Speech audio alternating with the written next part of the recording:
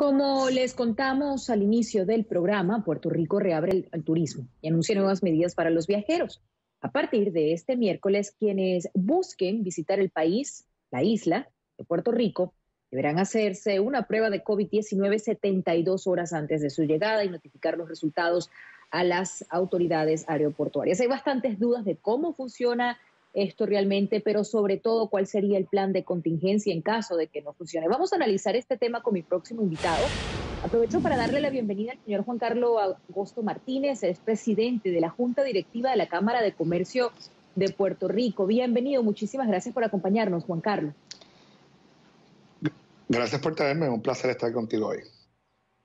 A ver, quiero que nos explique mejor cuáles van a ser exactamente los controles impuestos por el gobierno a partir de hoy en la llegada del visitante, en la llegada del turista al aeropuerto. ¿En qué consiste exactamente? Bueno, tenemos que entender, Puerto Rico está haciendo una apertura controlada para el turismo. Y me refiero a controlada porque no es la apertura normal donde todo el mundo puede viajar y llegar como hacíamos antes. En primer lugar, tiene que traer una prueba molecular que se la tuvo que haber tomado la muestra 72 horas antes de llegar a Puerto Rico. Esa es la prueba de la nariz, no es la prueba de sangre. Esa llega a Puerto Rico, va a tener que inscribirse en un sistema que se llama SARA, por sus siglas en inglés, y ese sistema lo que básicamente hace es que permite al Estado poder monitorear dónde está la persona, monitorea por mensaje de texto cómo están los síntomas y llamadas inclusive para saber que esa persona que llegó a Puerto Rico pues está bien y no tiene ningún riesgo ni tiene ningún problema. Si no tiene una prueba molecular, se inscribe en SARA, pero entonces tiene que ir directa a cuarentena. Así que esas vacaciones, si no hay prueba molecular y llega aquí sin ella, van a ser en un hotel encerrado o en la casa del familiar. Así que es muy importante que cada turista que venga, persona que venga a visitar personas acá en Puerto Rico, se haga esa prueba antes de llegar a Puerto Rico. Y en Puerto Rico no hay mucho material activo para las pruebas moleculares, así que no puede venir con la expectativa de cuando llegue acá se va a poder hacer la prueba. Y el problema va a ser ese, ¿qué va a pasar con las personas que llegaron a Puerto Rico sin hacerse la prueba? Hay bastantes inquietudes, Juan Carlos, sobre todo en el sector médico, por lo que leí en los últimos días en la prensa local de Puerto Rico, ante la proyección de que aumenten los casos positivos, porque seamos sinceros, se hace la prueba 72 horas antes, pero las probabilidades de que esta persona se infecte después de haberse hecho la prueba son bastante altas, sobre todo teniendo en cuenta lo que está pasando en el mundo. Hablando del sector médico, dicen que no hay suficiente capacidad en los hospitales en estos momentos, y leyendo, por ejemplo, los comentarios del gremio sindical de doctores de la isla, hay mucho temor de que sienten que esta administración en específico le ha costado el manejo de emergencias en Puerto Rico.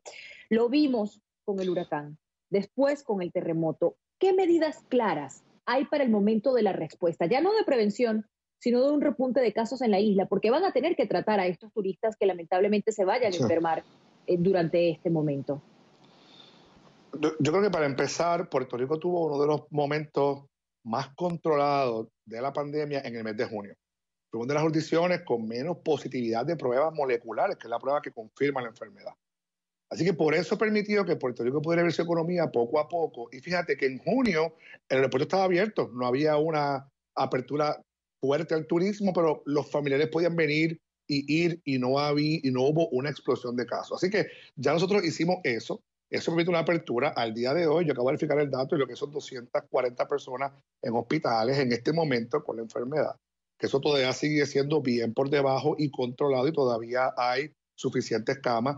Lo que queremos evitar aquí en Puerto Rico, y tanto al sector privado que yo represento como el gobierno y todos los sectores, es que se nos llene el país de un montón de casos que después no podamos atender, ¿sí? En ese sentido, queremos preservar esa capacidad que tenemos para atender los casos, preservar que tenemos ventiladores, que tenemos todo, ¿verdad? Y que no sea que por una apertura desorganizada o muy abierta, pues tengamos una situación muy crítica que lamentar. Así que en ese sentido, todavía nosotros estamos pidiendo al gobierno, como sector privado, que siga analizando la data, que siga haciendo los ajustes que haya que hacer.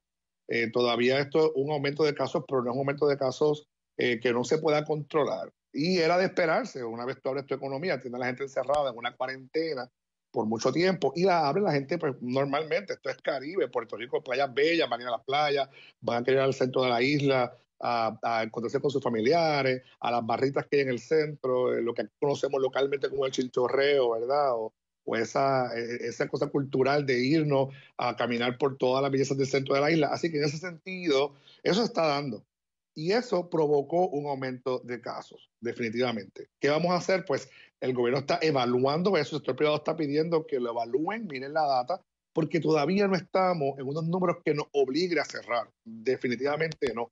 Estamos en unos números que tenemos que controlar para que no se nos vaya de las manos. Aprovechar lo que hicimos en junio, que fue muy bueno, y entonces hacer ajustes ahora en julio para que podamos continuar con una apertura económica.